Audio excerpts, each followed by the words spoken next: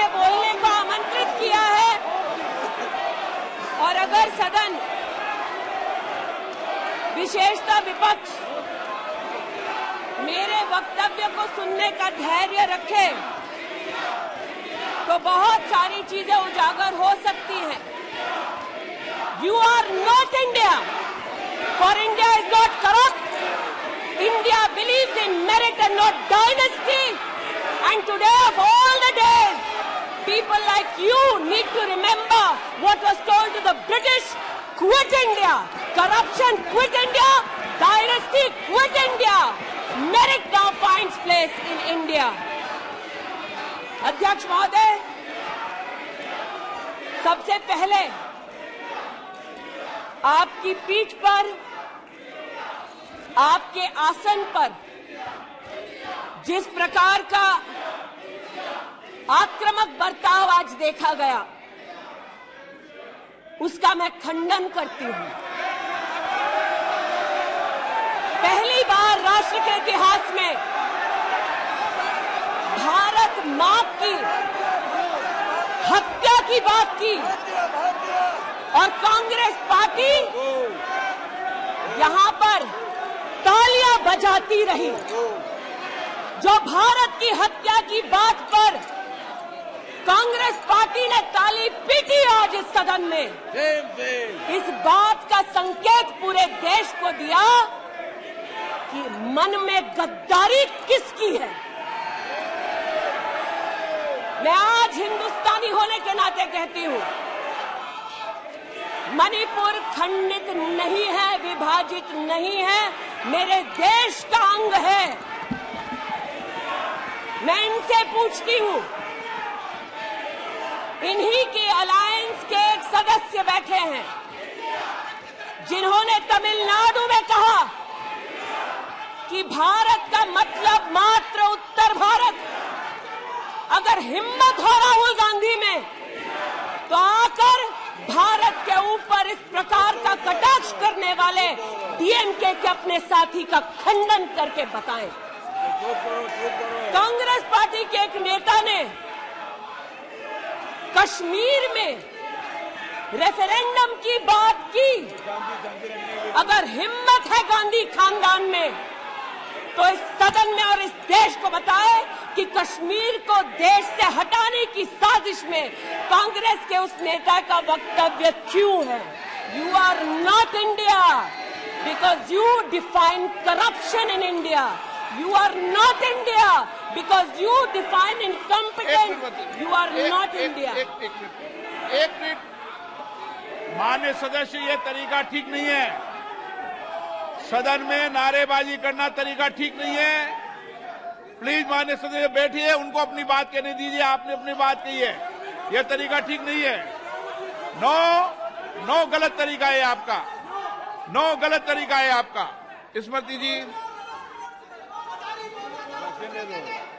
पुनः कहती हूं अध्यक्ष महोदय, शायद अपने ही कोलाहल में सुन न पाए हो। मणिपुर हमारे देश का अभिन्न अंग है, खंडित न था, न है, न कभी होगा। इनके यूपीए के अलायंस के एक नेता ने तमिलनाडु में एक वक्तव्य दिया है।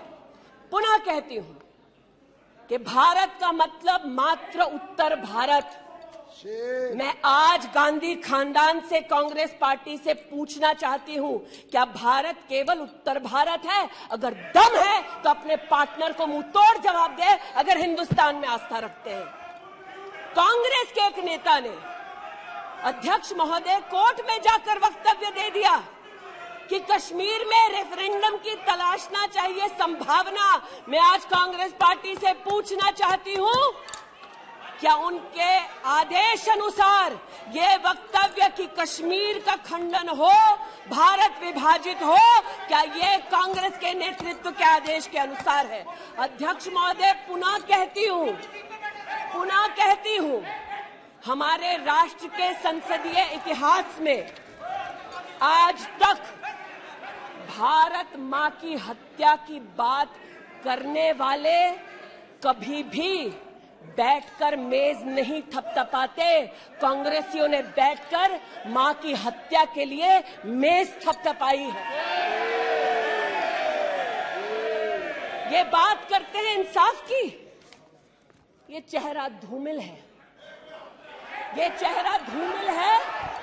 मैं बताऊं किसका चेहरा है, मैं बताऊं किसका चेहरा है अध्यक्ष महोदय। ये चेहरा है गिरिजा टिक्कू का।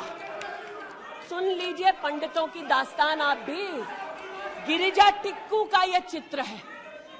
90 के दशक में एक महिला यूनिवर्सिटी में अपना पेचेक लेने जाती है। सारी बातें करूंगी। अपना पेचेक लेने जाती है, बस से घर लौटने का प्रयास करती है। उसको 5 मर्द बस से खींचकर टैक्सी में ले जाते हैं, बलात्कार करते हैं और फिर आरी से उसका बदन काट देते हैं। जब गिरिजा टिक्कू के जीवन पर एक फिल्म में एक प्रति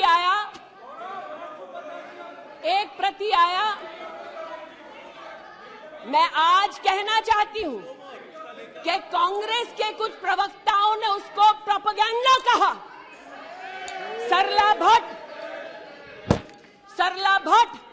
आप नहीं चाहते कश्मीरी पंडितों की दास्तान कहीं सुनाई जाए, आप नहीं चाहते वो आइडेंटिफाई हो एज विक्टिम्स।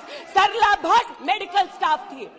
90 के दशक में उसको उसके इंस्टीट्यूट से अगवा करके गैंग रेप किया गया और सड़क के किनारे रखा गया। आज मैं पूछना चाहती हूं कि एक तरफ इनकी अलायंस के लोग हिंदुस्तान को विभाजित करने की बात करते हैं, ये आज अपने आप को इंसाफ के पुजारी बताते हैं, लेकिन मुझे बताइए गिरिजा टिक्कू, सरला भट्ट को कब इंसाफ मिलेगा? हर गली हर मोहल्ले में एक स्लोगन गूंजता था पंडितों के बीच, रलियू सलियू गलीव। पुनः कहती हूं, रलियू सलियू गलीव। आप चिल्लाना बंद करें, समझे पहले। रलियू सलियू गलीव। या तो अपना धर्म बदलो या कश्मीर छोड़ो या यहीं मरो। उनकी आवाज भारत की आवाज नहीं है। उनकी आवाज को आपने कभी नहीं सुना। मैं आज कहती हूं, इन्होंने कहा अश्रु बहाए, भ्रमण किया 84 के दौरान में। मुझ जैसे कई लोग देश की राजधानी में थे और किसी का वक्तव्य ना सुने अध्यक्ष जी। एक पत्रकार है प्रणय गुप्ता, उन्होंने लिखा कि सिख बच्चों को कैस्ट्रेट करके उनके अंगों को उनकी मां के मुंह में ठूसा गया। आज बोलती हूं, त्रिलोकपुरी में 30 औरतों को इकट्ठा करके चीला गांव में ले जाकर उनका बलात्कार किया। सुल्तानपुरी में एक महिला ने एफिडेविट दी है, मेरे हस्बैंड को मार दिया, बेटी को शादी से एक रात पहले उठाकर ले गए और उसका बलात्कार किया। एक 45 साल की मां ने कहा सिख दंगों के दौरान कि न सिर्फ मेरे पति को मारा, न सिर्फ मुझे गैंगरेप किया, बल्कि मेरे सामने मेरे बेटे पर केरोसिन छिड़ककर उसको आग लगा दी गई। और आज ये भारत की बात करते हैं। कहते हैं कि कश्मीर से कन्याकुमारी तक 130 दिन चल रहे थे। मैं जोड़ों के दर्द पर भाषण नहीं दूंगी अध्यक्ष महोदय, लेकिन इतना जरूर कहूंगी कि जिन वादियों को हिंदुस्तान ने खून से सना देखा है, जिन वादियों में गोलियों की आवाजें हर दिन सुनाई देती थी, जब ये उन वादियों में गए तो जैसे कश्मीरी कहते हैं शीन जंग कर रहे थे, बर्फ के गोलों के साथ अपने के किसी परिजन के साथ खेल रहे थे। अध्यक्ष महोदय, ये तब संभव हुआ जब प्रधानमंत्री मोदी ने धारा 370 हटाई।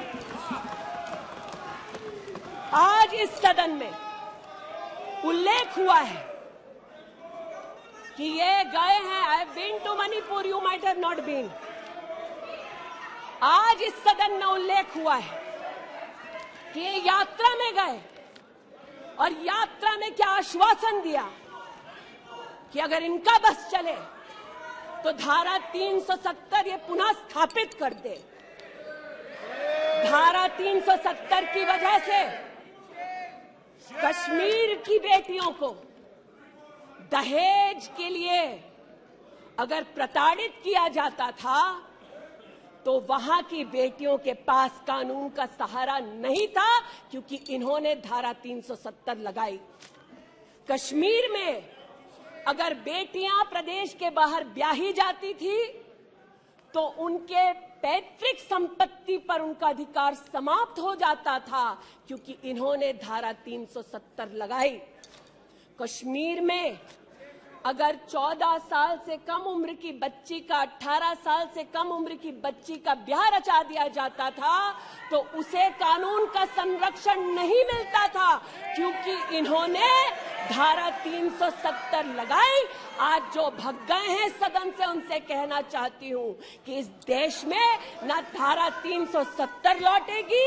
इस देश में कभी भी पंडितों को रलिव सलिव गलिव का धमकी कोई देने वाले बचेगा नहीं।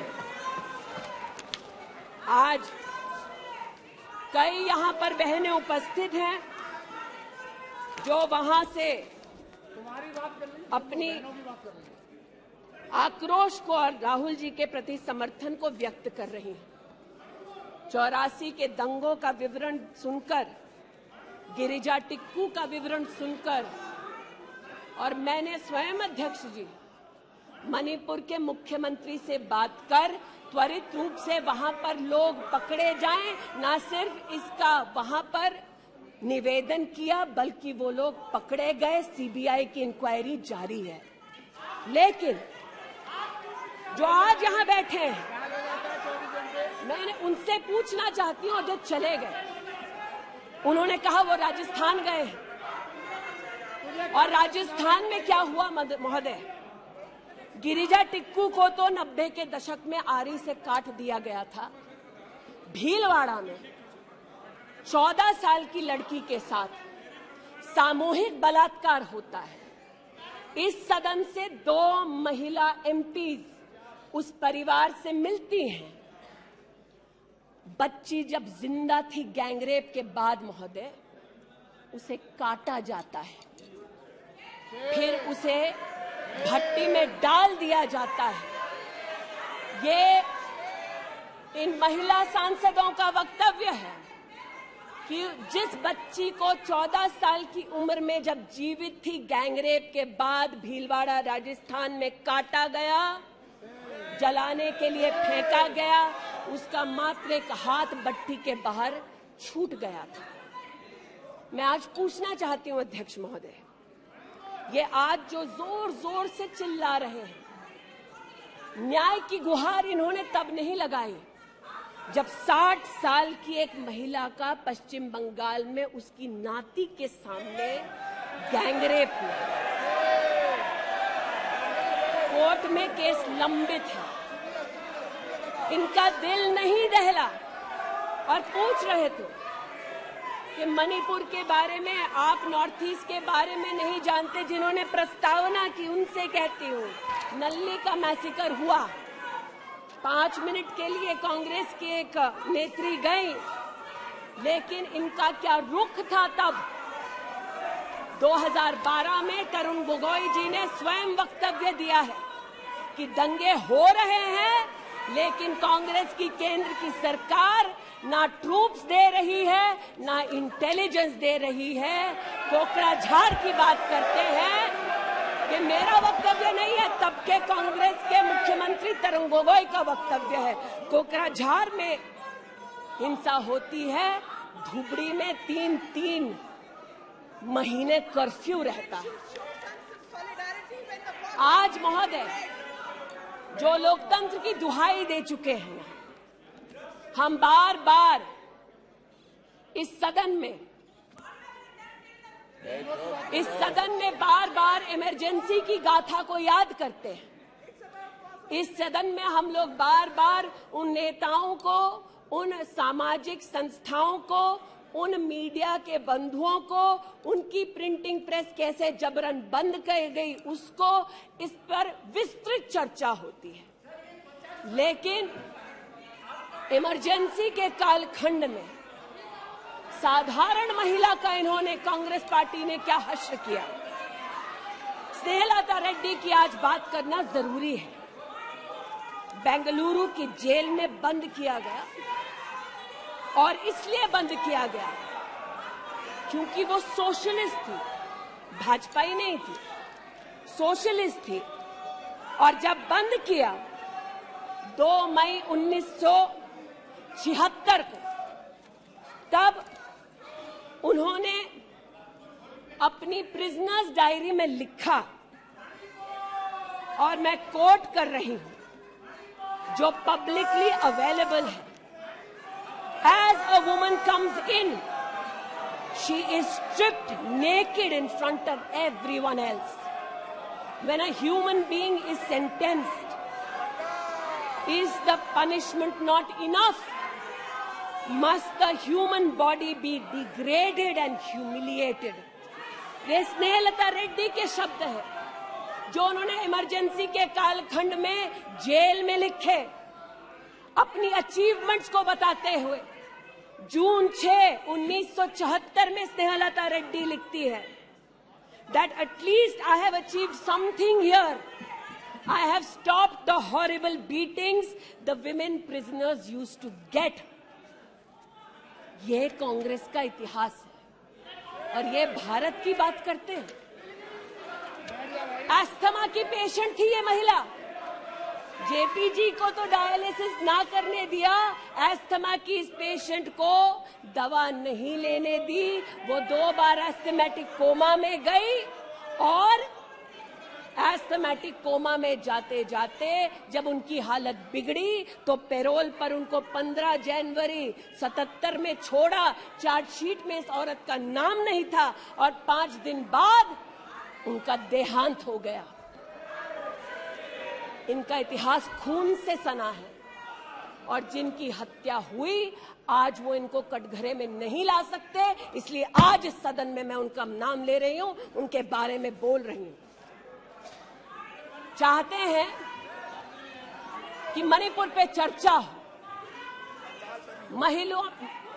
मणिपुर पे चर्चा करने के लिए बार बार पार्लियामेंट्री अफेयर्स मंत्री ने गुहार लगाई, बार बार देश के गृह मंत्री ने कहा, हमारे श्रद्धेय राजनाथ जी ने भी कहा कि आप मणिपुर पे सदन पर चर्चा कीजिए, हम चर्चा के लिए तैयार हैं, भागे ये हम नहीं, भागे ये और हम नहीं। और भागने के पीछे कारण क्या? क्योंकि गृह मंत्री जब बोलने लगेंगे, परतें जब खुलने लगेंगी, तब ये मौन साध लेंगे। मौन मुद्रा का उल्लेख हुआ था, मौन थे ये लोग कई चीजों पर और आज भी हैं।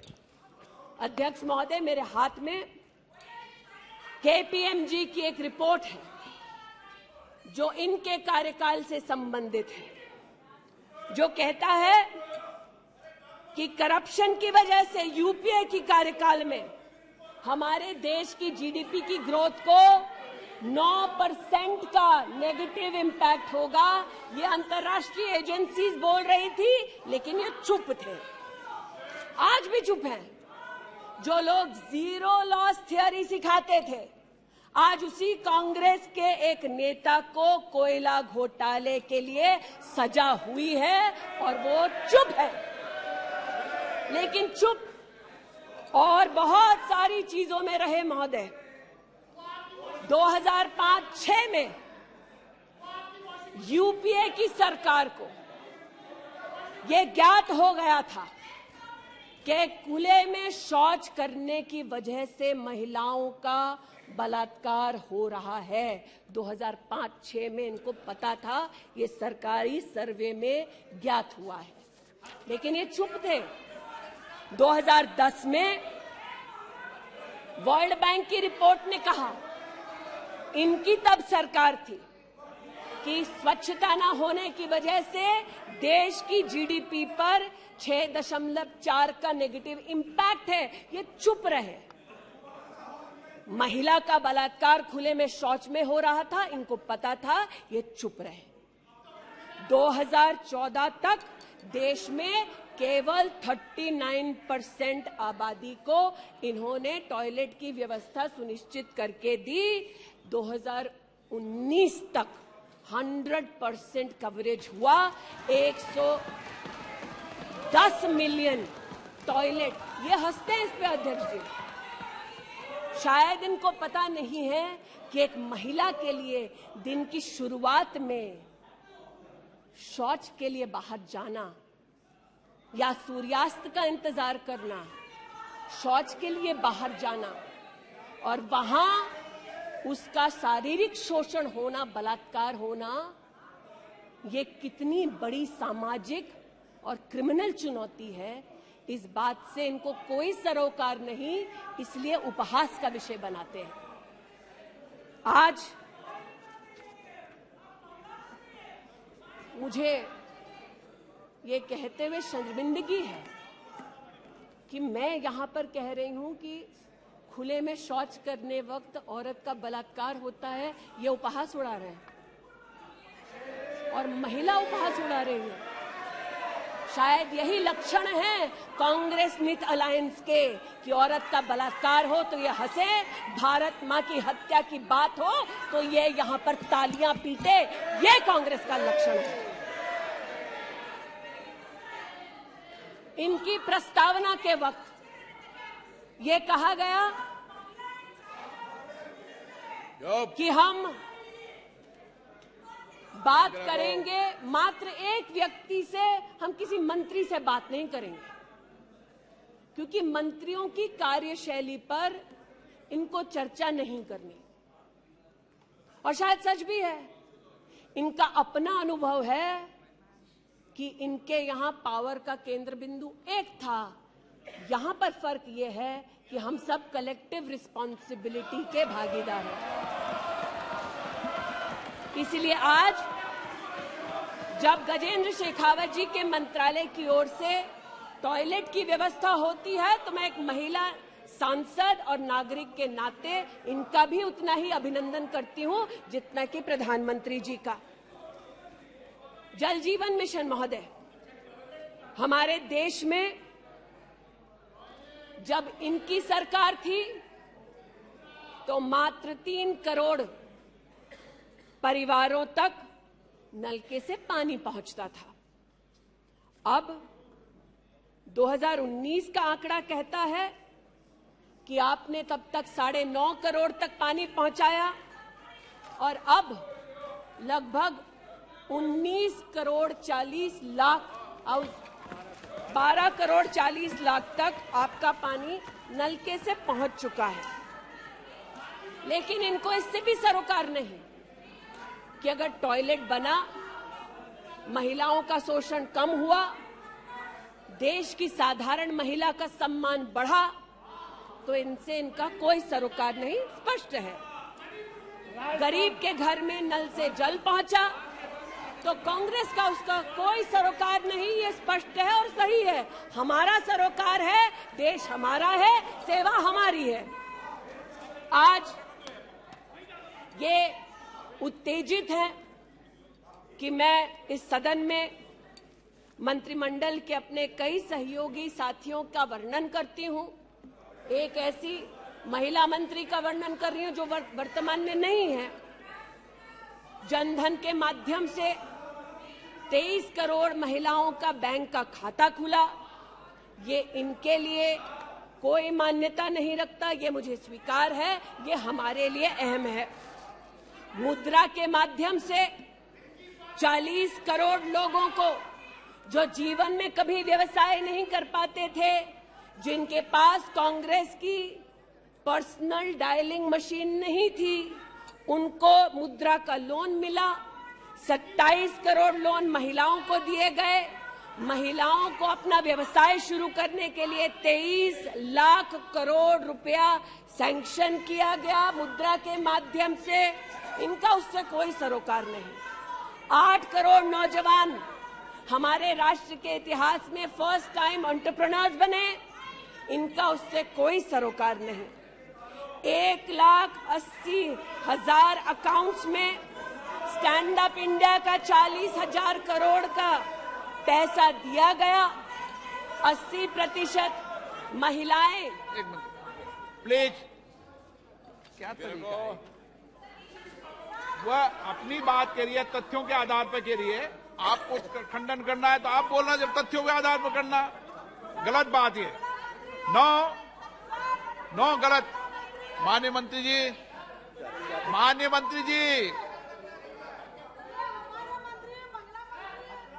आपकी अनुमति से सर मैं पुनः बोलूं तो जैसा कि मैंने कहा, महिला का अगर आर्थिक सामाजिक उत्थान होता है तो इससे इनको कोई सरोकार नहीं। सेल्फ हेल्प ग्रुप की बात करते हैं। जब इनकी सरकार थी तब मात्र 19 लाख सेल्फ हेल्प ग्रुप्स को इन्होंने 80,000 करोड़ का लोन दिया। हमने 9 करोड़ महिलाओं को 5 लाख करोड़ की आर्थिक व्यवस्था करके दी देश के सेल्फ हेल्प ग्रुप में। यह हमारा अभिमान है। जो आज महिला के बारे में चर्चा कर रहे हैं, टोका-टोकी बंद करो सर। जब इन्होंने महिला संबंधित बजट की व्यवस्था की तब इनके कार्यकाल से 130% ज्यादा बजट हमारे प्रधानमंत्री जी ने देश की महिलाओं को समर्पित किया। ये हमारा अभिमान है। आयुष्मान भारत के अंतर्गत 10 करोड़ परिवारों में महिलाओं को आयुष्मान भारत का कार्ड मिला। आज तक 2 करोड़ 60 लाख महिलाओं ने हॉस्पिटल वेलनेस सेंटर में सुविधाएं ली। ब्रेस्ट कैंसर में 12 करोड़, सर्विकल कैंसर में 8 करोड़ महिलाओं ने स्क्रीनिंग कराई। इनका उससे कोई सरोकार नहीं, बल्कि इनका उनसे सरोकार है दिल्ली में, जिन्होंने आयुष्मान भारत योजना दिल्ली में लागू ही नहीं की। इनका उनसे सरोकार है। देश में मोदी सरकार में 3 करोड़ 84 लाख घर बने, जिनमें से 2 करोड़ 86 लाख महिलाओं को मिले। इनका उनसे कोई सरोकार नहीं, क्योंकि गरीब महिला लखपति दीदी बन गई। वो हमारा अभिमान है, इनका नहीं। हमारे देश में 8 करोड़ 50 लाख बेटियों ने समग्र शिक्षा के माध्यम से स्कूल में सेवा ली, मुफ्त टेक्स्ट बुक की सेवा ली। बेटियां का ये उपलब्धि हमारा अभिमान है, इनका नहीं। 5 लाख से ज्यादा बेटियों के लिए स्कूलों में अलग से टॉयलेट की व्यवस्था हुई। ये इनका अभिमान नहीं, हमारा अभिमान है। हमें अपनी बेटियों पे गर्व है। 5 लाख दिव्यांग बेटियों को मंथली स्टाइपेंड मिलता है। ये सेवा हम देश की बेटियों को दे सकते हैं। ये हमारे लिए बहुत बड़ा प्रभु का उपकार है। 1,28,000 बेटियों को मेरिटोरियस स्कॉलरशिप दी जाती है, 12,000 रुपए की हर साल। ये सेवा का मौका परिवारों ने हमको दिया। 2 लाख से ज्यादा बेटियों को सेल्फ डिफेंस की ट्रेनिंग दी जा रही है। आज एलिमेंट्री एजुकेशन में बेटियों की एनरोलमेंट 100% है इस देश में। ये हमारे देश के लिए गौरव की बात है। आज पहली बार फीमेल एनरोलमेंट उच्च शिक्षा में महोदय 2 करोड़ से ज्यादा हुआ है महिलाओं का। ये देश के लिए गौरव की बात है। आज दलित बेटियों का एनरोलमेंट बढ़ा है 38%। दलित बेटियों का उल्लेख करती हूँ, ये चिल्लाते हैं इनको दलित बेटियों से सरोकार नहीं, हमको है। ये हमारे लिए गर्व की बात है। आदिवासी बच्चे, लड़कियां 63% उनका एनरोलमेंट बढ़ा महोदय। आदिवासी बच्चों के साथ इनका कोई सरोकार नहीं। आदिवासी बेटियों ने हमारे प्रधानमंत्री को सेवा का मौका दिया। ये हमारे लिए प्रभु की असीम कृपा है। नॉर्थ ईस्ट की बात करते हैं तो महिला ने नॉर्थ ईस्ट में 34% की इंक्रीज हुई है इनरोलमेंट में। नॉर्थ ईस्ट के मेरे सभी साथियों को, चाहे वो सदन में कहीं भी बैठे हों, महिलाओं की दृष्टि से मैं अभिनंदन देती हूं। आज हमारे देश में महिला जो पीएचडी करती है 99.2% की वृद्धि हुई है एनरोलमेंट में पीएचडी करने वाली महिलाओं में। ये हमारे लिए हिंदुस्तानी होने के नाते गौरव की बात है। आज जो महिला शैक्षिक संस्थानों में सेवा दे रही, यूनिवर्सिटीज में, इंस्टीट्यूशंस में, कॉलेजेस में 66%, 66% उनकी वृद्धि हुई है। आप हो करते जाएं, हम तो उनके लिए बल्ले बल्ले ही करेंगे। आज मुझे ये कहते हुए खुशी है कि हमारे लेबर मिनिस्ट्री ने कहा है कि ईपीएफ में 28,70,000 महिलाओं ने अब अपने आप को सब्सक्राइबर बनाया है। आज 2017 से लेकर 22 तक लगभग 1400 महिला साइंटिस्ट को भारत सरकार की विविध स्कीम्स के अंतर्गत सहयोग मिला है। आज महिलाओं को मैटरनिटी लीव में 26 हफ्ते की पेड मैटरनिटी लीव मोदी सरकार ने सुनिश्चित की है। आज महिलाओं ने 3 करोड़ बेटियों ने, महिलाओं ने प्रधानमंत्री मातृ वंदना योजना के अंतर्गत 13,700 करोड़ रुपया अपने बैंक के खाते में पाया है। इस सेवा के लिए प्रधानमंत्री जी को आभार और बेटियों का अभिनंदन। आज हमारे देश की बेटियां सैनिक स्कूल में पढ़ सकती हैं। इस ऐतिहासिक निर्णय के लिए रक्षा मंत्री जी, प्रधानमंत्री जी को आभार। आज हमारी देश की बेटियां आर्म्ड फोर्सेस में परमानेंट कमीशन पा चुकी हैं। हमारे देश का गौरव बढ़ाने के लिए ऐसी बेटियों का आभार। आज जो महिला और महिला हक के लिए यहां बोल रहे हैं,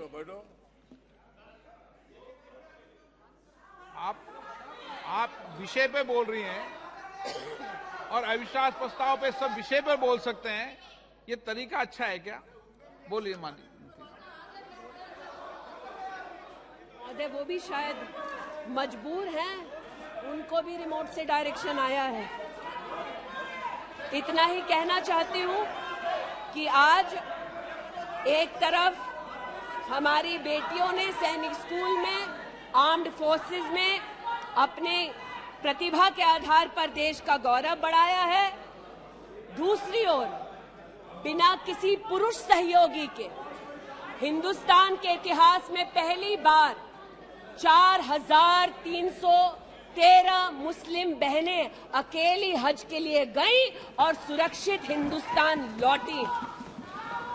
जो महिला हक की बात करते हैं महोदय, उनसे कहना चाहती हूं, महिला हक को संरक्षित करने के लिए जब हमारी सरकार ट्रिपल तलाक के कलंक को मिटाना चाहती थी, तब महिला के हक में नहीं बल्कि वोट बैंक के लालच में इन्होंने सदन की कार्रवाई को त्याग दिया था। आज जब ये महिला सुरक्षा की बात करते हैं महोदय, तो ये कहना उचित होगा कि एक तरफ निर्भया फंड की रचना की घोषणा करते हैं 13 में, एक काम निर्भया फंड में नहीं करते, लेकिन जो निर्भया के बलात्कारी हैं उनको कांग्रेस नित अलायंस के लोग बलात्कारी के हाथ में 10,000 रुपए और एक सिलाई की मशीन देते हैं। आज हमें इस बात का गौरव है कि देश में 42 प्रोजेक्ट्स 5,000 करोड़ की लगभग लागत से भारत सरकार के सौजन्य से बन रहे हैं। जो महिला सुरक्षा के लिए ये न कर पाए, वो आज प्रधानमंत्री मोदी कर रहे हैं। आज integrated emergency response management system के अंतर्गत देश के 983 रेलवे स्टेशन पर महिला पैसेंजर्स के लिए 2400 घंटे सुरक्षा का प्रावधान किया गया। आज कोंकण में वीडियो सर्वेलेंस सिस्टम की विशेष व्यवस्था महिला संरक्षण और महिला सुरक्षा के लिए की गई। आज चूंकि रेल मंत्री बैठे हैं, आर्टिफिशियल इंटेलिजेंस के आधार पर facial recognition system, integrated surveillance system, ये सब भारत सरकार के सौजन्य से महिला सुरक्षा के लिए प्रधानमंत्री मोदी ने सुनिश्चित की। एक बात पर मैं आपत्ति अभी दर्ज करती हूं अध्यक्ष जी, कि जिनको आज मुझसे पहले वक्तव्य देने का अधिकार दिया गया, उन्होंने जाते जाते एक अभद्र यहां पर लक्षण के दर्शन दिए। It is only a misogynistic man who can give a flying kiss to a parliament which seats female members of parliament. ऐसी गरिमा विहीन आचरण को इस देश के सदन में कभी नहीं देखा गया। ये उस खानदान के लक्षण हैं, ये आज सदन में देश को पता चले। लेकिन कहां गए हैं, वहां पर क्या हालात हैं अध्यक्ष महोदय? गोद भराई के नाम पर राजस्थान में भास्कर ने लिखा है कि राजस्थान की कांग्रेस की सरकार जेब भराई कर रही है। 13 से 20 महीने का घरबाशय दिखाया जा रहा है राजस्थान में, और भारत की तिजोरी से पैसा लूटा जा रहा है। इनका सरोकार महिला उत्थान से नहीं, ये महिला के बारे में क्या सोचते हैं, इनकी क्या हरकतें हैं, इनके नेता ने जाते जाते यहां पर उसको प्रसारित कर दिया है। लेकिन इन्हें सरोकार इनके नेता को किससे है? चीन से है। तो चूंकि सब चीन में इतनी रुचि लेते हैं कांग्रेस पार्टी के नेता, इसलिए आज एक सुखद समाचार भी सुनाती हूं। चीन में 31st यूनिवर्सिटी गेम्स हुआ। 1959 से लेकर आज तक भारत को मात्र 18 पदक मिले। इस बार 26 मेडल का रिकॉर्ड हिंदुस्तान के बच्चों ने स्थापित किया। भारत मां के टुकड़े के लिए तालियां बजाते थे, भारत मां के बच्चों के लिए तो बजा दो। 11 गोल्ड, 5 सिल्वर, 10 ब्रॉन्ज। आज देश के यूनिवर्सिटी के छात्र देखें कि 31st यूनिवर्सिटी गेम में भारत का नाम रोशन करने वाले छात्रों के लिए मैं गुहार लगा रही हूं कि कांग्रेस पार्टी यहां अभिनंदन कर दे, लेकिन वो अभिनंदन से भारत के बच्चों को वंचित रखते हैं।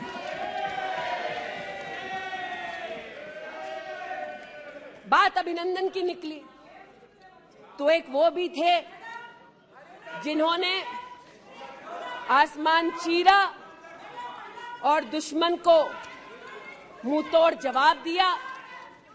आज जो व्यक्ति यहां पर भारत की आवाज का उल्लेख कर रहे थे, उन्होंने भारत की आवाज में आवाज मिलाकर तब नहीं बोला जब आतंकी हमला करते हैं। उन्होंने भारत के आवाज से अपनी आवाज को भिन्न करते हुए इस सदन में भारत के रक्षा बलों से प्रमाण मांगा इस सदन में। लेकिन प्रमाण क्यों मांगा? क्योंकि कुछ लोगों ने कहा होगा। और प्रमाण मांगने का क्या सलीका है, ये मीडिया के मित्रों के माध्यम से आया है ध्यान में देश के। न्यूज क्लिक की आज बात करना थोड़ा मैं जरूरी समझती हूं।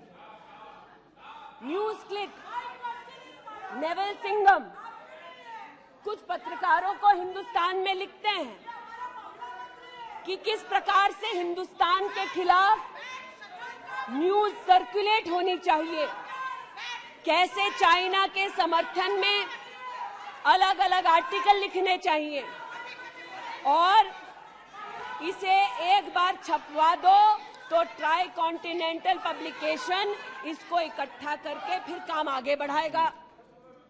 मेरे एक पार्लियामेंट्री सहयोगी निशिकांत जी ने इस पर जब विषय उठाया तो मैं स्तब्ध हूं कि कांग्रेस पार्टी ने डिमांड नहीं की कि अगर कोई बाहरी ताकत का पैसा लेकर हिंदुस्तान में व्यवस्थाओं को भंग करना चाहता है, हिंदुस्तान को कलंकित करना चाहता है तो उस पर कार्रवाई करो। ऐसा कांग्रेस का पक्ष नहीं था। कांग्रेस ने पक्ष ये लिया कि जो निशिकांत दुबे के मुंह से शब्द निकले हैं उनको एक्सपंज कर दीजिए।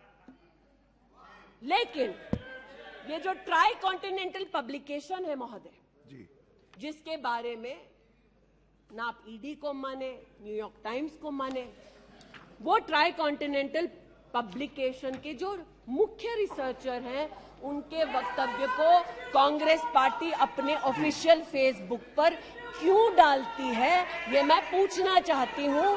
जो जानबूझकर भारत के किसानों के हितों के खिलाफ बोलते हैं, उनका वक्तव्य ट्राई कॉन्टिनेंटल पब्लिकेशन वालों का जो सीनियर फेलो या रिसर्चर है उसका वक्तव्य कांग्रेस, नेशनल कांग्रेस के फेसबुक पर 19 अप्रैल 2019 को क्यों पब्लिश होता है, ये थोड़ा बहुत शोध का विषय है, ये थोड़ा बहुत चर्चा का विषय है। आज मैं ये कहना चाहती हूं कि जब प्रस्तावना हुई, मैं तो प्रस्तावना के विरुद्ध खड़ी हूं। मैं नरेंद्र मोदी जी के नेतृत्व पर राष्ट्र के सभी नागरिकों के साथ पुनः विश्वास दर्शाते हुए अपना वक्तव्य देती हूं। लेकिन राहुल जी ने किस पर विश्वास जताया? राहुल जी ने विश्वास जताया मुस्लिम लीग पर। कहा सेक्युलर पार्टी है। शायद राहुल जी ने ना पढ़ा हो कि 80 के दशक में मुरादाबाद में 83 लोगों को मारने वाली मुस्लिम लीग, राहुल जी को बताना पड़ेगा सेक्युलर कैसे हुई। राहुल जी को आज जवाब देना होगा कि वो राष्ट्रभक्ति की बात करते हैं तो क्या जेएनयू में जाकर जब भारत तेरे टुकड़े होंगे का नारा दे रहे थे वो राहुल गांधी की देशभक्ति थी? राहुल गांधी को आज जवाब देना होगा, है तो नहीं। उनको आज जवाब देना होगा। जिस अफजल गुरु ने इस संसद पर हमला किया, उस अफजल गुरु के संरक्षक समर्थक को कांग्रेस पार्टी ने अपने पार्टी का नेता बना दिया, जिसने कहा यह राहुल गांधी की देशभक्ति है। राहुल गांधी की देशभक्ति आज बताती हूं। इन्होंने, घबराइए मत, आप ही की नेता बोलकर गए हैं, घबरा क्यों रहे हैं? बैठिए, आराम से बोल रही हूँ। जरा संक्षेप कीजिए। मैं पुनः बोलना चाहती हूँ अध्यक्ष महोदय, बहुत सारे व्यवधान आए। अब राहुल जी की बात चली है तो कृपा थोड़ी सी कर दीजिए। दोबारा कहती हूँ, क्या बोले हैं और क्या बाहर बोले हैं। देश के बाहर गए तो कहा आइडियाज ऑफ इंडिया कॉन्क्लेव में that there is going to be a Mars upsurge. India has massive amount of polarization. ये राहुल गांधी के शब्द हैं। इसका मतलब राहुल गांधी ने विदेश में जाकर कहा हिंदुस्तानी सौहार्द की भूमिका में नहीं रहते। राहुल गांधी ने कहा कि हिंदुस्तानी भाईचारे में इतना विश्वास नहीं करते because there is a massive amount of polarisation. और राहुल गांधी ने कहा there is going to be a mass upsurge. Now the question is, how can the opposition effectively use the upsurge to change politics? मतलब उन्होंने कहा कि देश में उथल पुथल होगी। मैं स्पष्ट करना चाहता हूं, विपक्ष इस उथल पुथल को कैसे इस्तेमाल कर सकता है ये मैं सोच रहा हूं। फिर उनका शब्द है देश में केरोसिन फैला है, हमें एक चिंगारी की जरूरत है। आज पूछना चाहती हूं, माचिस ढूंढते ढूंढते राहुल गांधी कहां गए? अमेरिका गए, तंजीम अंसारी के साथ, जो पाकिस्तानी इमाम जावेद अहमद के साथ ताल्लुक रखते हैं, अमेरिका में अपने कार्यक्रमों को उनके साथ करवाया। राहुल गांधी, मिन्हाज खान, जो हिंदुस्तान के खिलाफ आवाज बुलंद करते हैं, उनके साथ उन्होंने मीटिंग की। आज जो लोग इस देश में एस्पियोनाज के लिए पकड़े जाते हैं, उनका राहुल गांधी ने जाकर विदेश में समर्थन किया। वे तब से अडानी अडानी कर रहे हैं, तो अब थोड़ा मैं भी बोल दूं। फोटो मेरे पास भी है। इतना ही खराब है तो जीजा जी उसके साथ क्या कर रहे हैं? तो निशिकांत जी सही कहा, किसी को सेट करो, किसी को भेंट करो। पूछना चाहती हूं, 1993 में मुंद्रा पोर्ट में कांग्रेस की सरकार ने अडानी को जगह दी। तब प्रधानमंत्री कौन थे? कांग्रेस के थे। वित्त मंत्री कौन थे? मनमोहन सिंह थे। अडानी बोल रही हूं। यूपीए के कार्यकाल में अडानी को इन्होंने 72,000 करोड़ का लोन दे दिया। क्यों दिया? राजस्थान में 60,000 करोड़ से ज्यादा का समझौता कर लिया गहलोत जी के साथ। 20,000 एकड़ जमीन ले ली। क्यों किया? केरल में कांग्रेस की यूडीएफ सरकार के साथ पोर्ट का काम क्यों दिया? महाराष्ट्र में जब कांग्रेस के पास सत्ता थी, तो फिर कांग्रेस ने अडानी को पोर्ट का काम क्यों दिया? बंगाल में हल्दिया पोर्ट का काम अडानी को क्यों दिया? छत्तीसगढ़ में कांग्रेस पार्टी ने अडानी को काम आदिवासियों ने मना किया, फिर भी क्यों दिया? अब इसमें बेटा कितना सेट होगा, दामाद को कितना भेंट होगा, हम क्या जाने। लेकिन आज अरे दामाद का मामला है, बैठ जा भाई। दामाद आपका नहीं है, जिनका है वो नहीं चिल्ला रहे, आप क्यों चिल्ला रहे? बैठ जाइए भाई। जिसका है दामाद वो नहीं चिल्ला रहे, आप क्यों चिल्ला रहे? बैठिए। अरे बैठ जाइए, बैठ जाइए, बैठ जाइए, बैठ जाइए, बैठ जाइए। कोयले घोटाले में पकड़े गए, 2G में भी पकड़े जाएंगे। बैठ जाइए प्लीज। आप बताइए, इस पूरी बला की जड़ महोदय, पूरी बला की जड़ परिवारवाद में है, और परिवारवाद की राजनीति की जड़ कांग्रेस पार्टी में है। इनके अलायंस के लोग चारा खाते हैं, ये उनके घर मटन खाने चले जाते हैं। इनके अलायंस के लोग रेल की नौकरी के लिए गरीब की जमीन खाते हैं, जाके वो उन्हीं लोगों को गले लगाते हैं। और इनके सब के पीछे एक ही मजबूरी है, जो बड़ी विनम्रता से अजीत दा ने भी स्वीकारी कि मजबूरी हमारी कि तीसरी बार जनता कह रही है, फिर एक बार मोदी की बारी। Okay, now please conclude. तो मैं लिसन प्लीज। ये आज बैठिए। यहाँ पर उल्लेख कर रहे थे किसान की। आप भी बैठिए, आप किस लिए खड़े? ये बात आज कर रहे थे किसान की, तो किसान का क्या हश्र करते हैं वो मैं बताना चाहती हूँ। अध्यक्ष महोदय, थोड़ी सी मुझे मोहलत दे दें।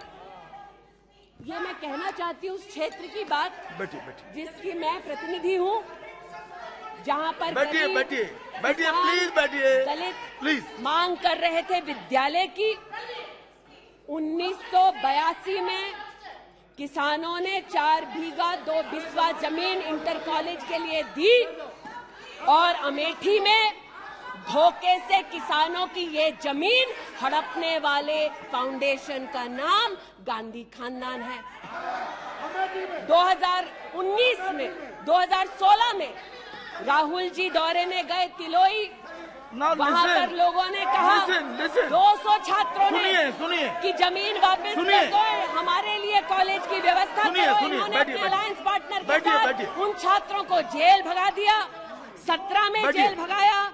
सेठा गौरीगंज में प्रमाण है, आ जाओ गौरीगंज, दूध का दूध, पानी का पानी, यही कर दूंगी। गौरीगंज सेठा रोड पर जमीन हब्जाली, भूसियावा मार्ग पर, नरसिंह भानपुर पर मुंशीगंज में जमीन हत्या ली। ये उनका संस्कार है। जमीन कौन कौन हड़पता है, ये कांग्रेस की गाथा स्पष्ट है। जहां ये हैं वहां पर आज मैं अभिनंदन देती हूं रेल मंत्री का कि रेल कोच फैक्ट्री रायबरेली में भी 10,000 कोचेस तब बनी जब नरेंद्र मोदी देश के प्रधानमंत्री बने। पीड़ा हो रही है जी।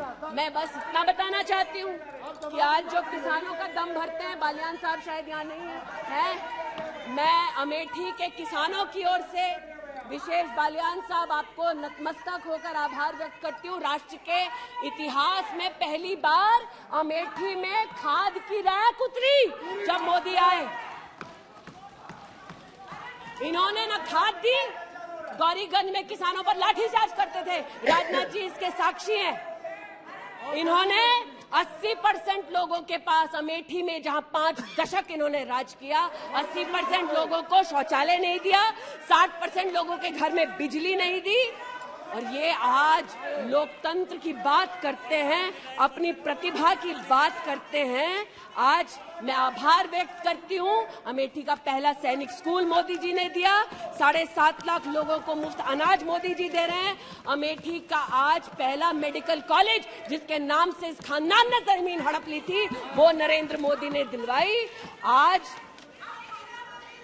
मैं इतना कहना चाहती हूँ अध्यक्ष महोदय, जो अभी है नहीं, जो 50 साल की उम्र के बाद देश देखने निकले थे, वो देश के किस कोने में वर्तमान में है मैं नहीं जानती, लेकिन इतना एक मिनट। और देखिए, आपने एक फिलोसोफर का मंत्रिमंडल में अविश्वास प्रस्ताव लाया है, मंत्रिमंडल उस संबंध में बोलेगा, उनको बोलने का अधिकार है। प्लीज आप बैठ जाइए। मणिपुर पर चर्चा आपने नहीं मांगी है, वो एक विषय है, उस पर चर्चा हो रही है, उसका उत्तर भी आएगा, परंतु no please sit down, please sit down. But what sir of the enemy who speaks slyly, what of that enemy? आज जिनके पास ना नीति थी, ना नियत थी, ना देश के प्रति निष्ठा थी, आज ना जो कभी हिंदू के हुए, जिन्होंने राम के अस्तित्व को नकार दिया, ना सिखों के साथ जिन्होंने इंसाफ किया, जो ना कभी महिलाओं के उत्थान के लिए समर्पित थे, ना नौजवान के सशक्तिकरण के लिए समर्पित थे, ना किसान के बलिदान को स्वीकार कर किसान की समृद्धि के लिए समर्पित थे। आज उनसे कहना चाहती हूं कि जो समर्पित है, जो सबके विश्वास के साथ सबका विकास कर रहा है, उस पर देश को पुनः विश्वास दिखाएंगे। 24 में पुनः मोदी सरकार बनाएंगे। इस अविश्वास प्रस्ताव का मैं निषेध करती हूं और भारत मां का जयकारा लगाते हुए जो भारत मां की हत्या की बात कर रहे थे महोदय, उनसे कहना चाहती हूं, अंग्रेज आए चले गए, मुगलिया सल्तनत आई खत्म हो गई, हिंदुस्तान आज भी है और आगे भी रहेगा। और हिंदुस्तान इस देश की तिजोरी की चाबी वापस उनकी माताजी के हाथ में नहीं देगा।